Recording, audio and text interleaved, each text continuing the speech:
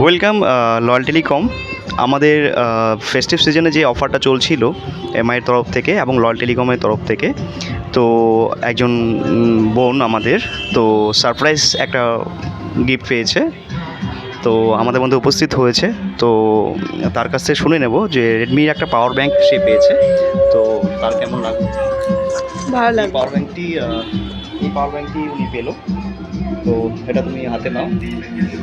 তো তোমার কেমন লাগলো আমাদের লয়াল খুব টেলিকমে? ভালো লাগলো।